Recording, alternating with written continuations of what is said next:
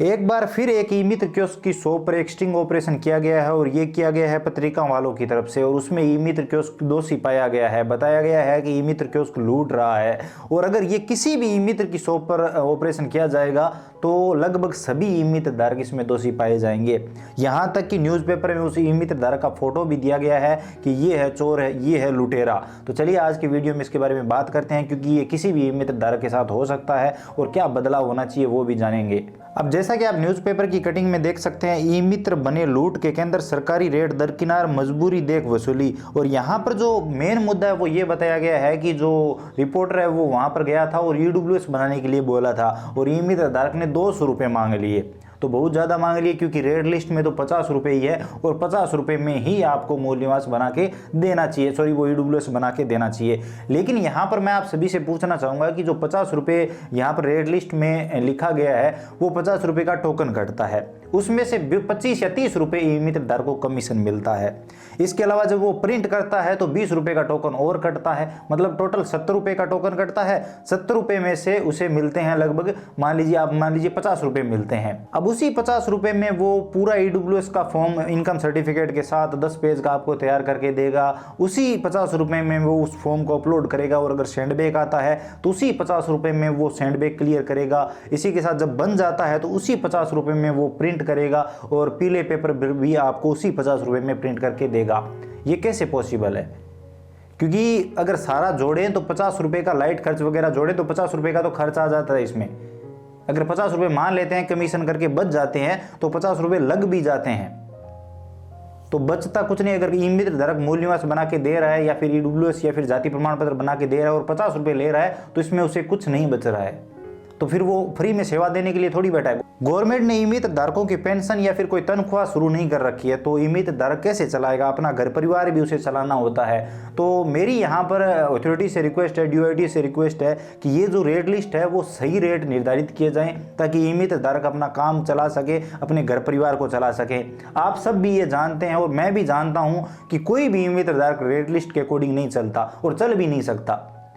सारे ई मित्र धारक थोड़े बहुत ऊपर नीचे पैसे लेते हैं, तो यहाँ पर क्यों ऐसा ई मित्र धारकों को चोर बनना पड़े? अगर रेट लिस्ट सही हो, आज की महंगाई के अकॉर्डिंग हो, तो उसी रेट लिस्ट से वो ई मित्र धारक पैसे ले, और ई मित्र धारक भी चोर नहीं है, और उसमें आम जनता को भी यहाँ पर स्पष्टीकरण मिले, पारदर्शिता रहे कि हाँ ये रेट है और ई मित्र धारक वही ले रहा है। अब 50 रुपये में अगर बना के देगा तो वो पूरा ही नहीं होगा, वो घर से पैसे लगा रहा है, फिर घर से लगाएगा तो कैसे होगा?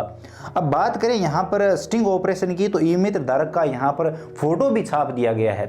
ये स्टिंग ऑपरेशन तब कहाँ चले जाते हैं जब बड़े बड़े अधिकारी, राजनेता और सरेआम वहां पर पैसे की कोई रेट लिस्ट भी नहीं है, पैसे लिए जाते हैं धनाधन। यहाँ पर चलो मान लेते हैं कि गवर्नमेंट ने एक रेट तय कर रखा है, रेट लिस्ट है, और यहाँ पर 50 रुपये इस चीज के होने चाहिए। लेकिन कुछ सरकारी दफ्तर ऐसे हैं वहां पर गवर्नमेंट बिल्कुल फ्री में सेवाएं दे रही है, लेकिन वहां के कर्मचारी खूब धनाधन पैसे ले रहे हैं, और हर किसी को ये पता है, और वहाँ पर जाकर कोई बात नहीं करता। अच्छे अच्छे लोग वहाँ पर पैसे देकर आ जाते हैं। पटवारियों के पास जाइए, वहाँ पर जमाबंदी के मनमाने पैसे लिए जाते हैं। इसके अलावा हॉस्पिटलों में बुरा हाल है, हर जगह पर बुरा हाल है, वहाँ पर ये स्टिंग ऑपरेशन नहीं होंगे।